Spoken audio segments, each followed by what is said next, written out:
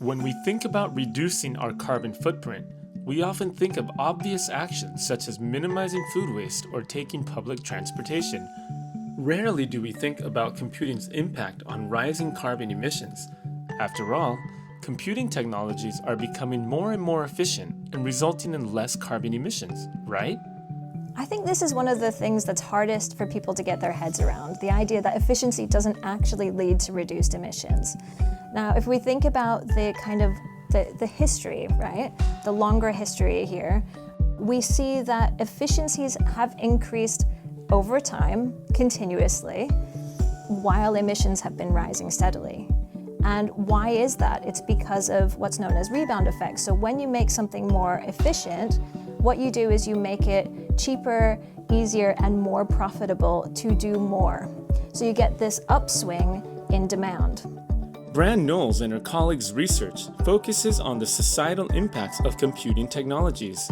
One of the areas they're most passionate about is computing's responsibility when it comes to climate change.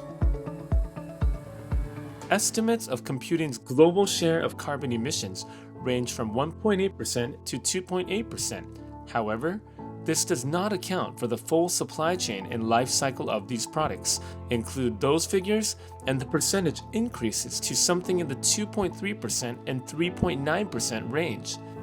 When we talk about whether it's 1.8% or as much as 3.9%, and we like to kind of argue about which is more true, there's a couple things to bear in mind. The most important, I think, is the bigger picture, right? Is this going up? Is it going down? We need to be going down. At this time, we're going up, right? How are we actually going to bend that curve back the other way? We have an issue that we need to reckon with for a sector that's never had to be constrained in any way. How are we going to reduce our emissions? But aren't many technology companies taking drastic measures to reduce their carbon footprint? Google, for example, achieved carbon neutrality all the way back in 2007. So it sounds great when companies like Google come out and say that they're carbon neutral. What they're trying to sell you is the idea that they've done that through efficiency gains, right? That's not actually how they've achieved that. So what they've done is they've continued to increase their emissions. They've just paid to offset those emissions. There's no actual savings being made there. So what can be done to lower computing's carbon emissions? So what we're calling for in the paper is an end to digital exceptionalism.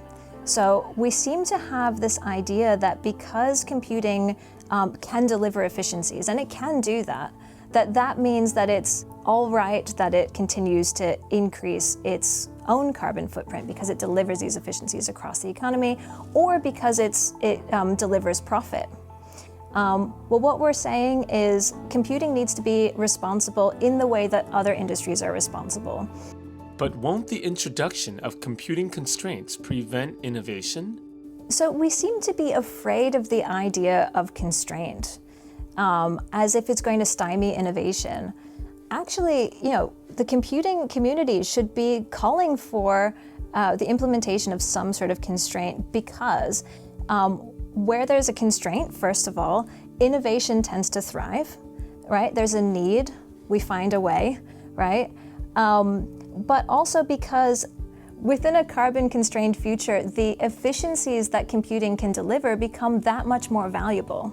So we have an obligation as computing professionals to make sure that computing technology has a positive impact on society.